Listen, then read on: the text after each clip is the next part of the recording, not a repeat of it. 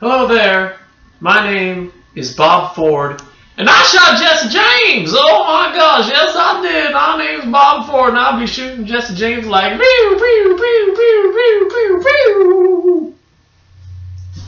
See, Criterion 8 doesn't think I can be funny, but look at me, I'm a barrel full of laughs.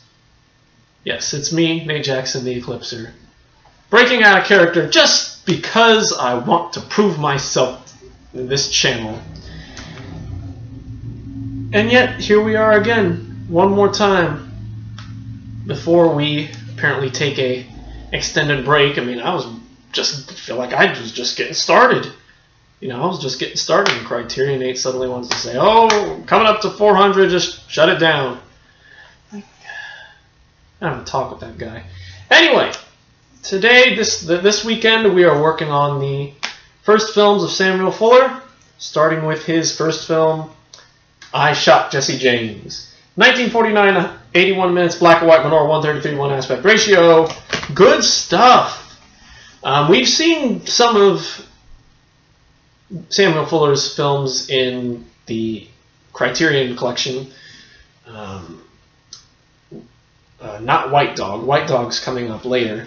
Pick Up on South Street, Naked Kiss, Shock Corridor. Some of his more grittier films. This one is gritty, but it's a little more straightforward. It just seems to play out in sort of a much more commercial product, if you will. Basically, it's based on the story of Jesse James. Jesse James, and his friend Robert Ford rob a bank, and they go off in hiding, where Jesse lives under a different name. And they find out that apparently there is the sheriff of the town apparently has a head, has a reward for bringing back Jesse James dead or alive. And Robert Ford wants to marry his sweetheart, Cynthia Waters, who is an actress. And he figures that with the money he makes, he'll get, with that money he can pay for a really nice wedding and treat her to everything. And so one night, while he gets these, wantings that he wants to kill Jesse. And so one night, while Jesse's back is turned, Robert pulls a gun on him and shoots him dead. Robert goes to jail and is to be hung. However, the governor pardons him and however, he doesn't give him the full $10,000, but only gives him $500. And Robert seems to be okay with that. He still has enough to buy Cynthia a nice ring. And so, anyway, at the same time, this prospector, John Kelly, has been making advances on Cynthia as well. And I guess Cynthia is sort of turned off by the fact that Bob killed Jesse James, and she thinks it's dirty money. So she sort of falls out for him, and she starts to fall for Kelly. Meanwhile, Robert finds a place in a show. It becomes an actor and does a show where he reenacts the killing of Jesse James. However, he can't do it.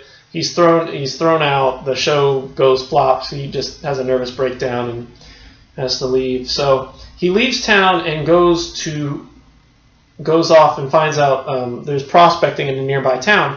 So he goes off to stake a claim, and he makes it to this town, and he finds out that he's actually in the same town as he tries to get a room at a hotel, and he has to share a room with Kelly. And so they agree to share a room, and in the morning, Robert wakes up to find out that his ring is gone. The ring he bought for Cynthia is gone. He thinks that Kelly stole it, and so he's out for blood and all that. And however, Kelly finds the clerk had stolen it, and so Kelly, is upset that Robert thought he was a thief. So there's a little tension there. Anyway, the movie kind of comes to a head when Frank James, who is Jesse James' brother, finds out about Bob Ford's whereabouts, and apparently he I'm trying to remember what happens. He tells, like, he brings Cynthia up. Cynthia comes up, and he calls Cynthia up and tries to, and he and Robert and Cynthia get together, and he finds out, and Jesse finds out that, Frank finds out that Cynthia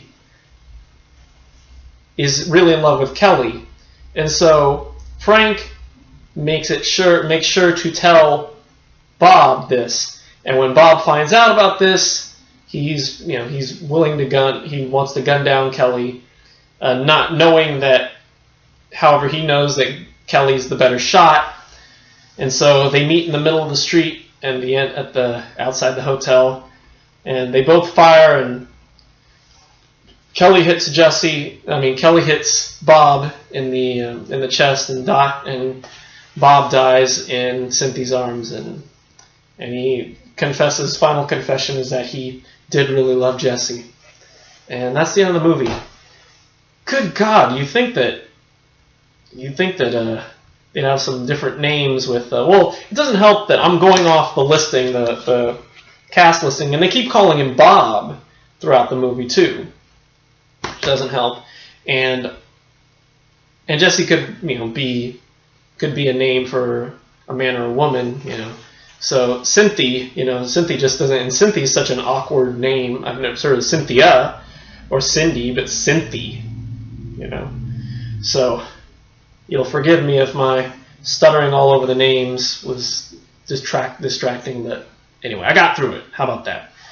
So anyway, I Shot Jesse James. Great Western film. Definitely, again, very different from Fuller's later films. A lot of his other films seem to tackle on more serious issues, such as child molestation and The Naked Kiss, and the mentally insane and Shock Corridor, and just all kinds of different, and racism in White Dog. So a lot of his later movies, definitely had more punch and definitely a lot more punch to it. So, this has punch. Don't get me wrong, this has punch, but it just seems a little more straightforward, not as twisty as his other films. So, it was enjoyable. I really liked it. I'm giving it an A. Good stuff. I Shot Jesse James. Fantastic little Western.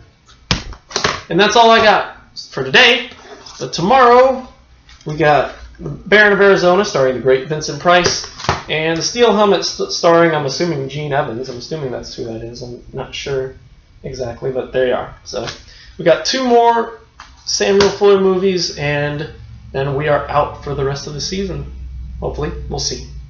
Anyway, that's it for me. Thank you for watching, and we'll see you all tomorrow for the... Put the cover back on here. Put the cover back on, boys. The Baron of Arizona. And until then, goodbye.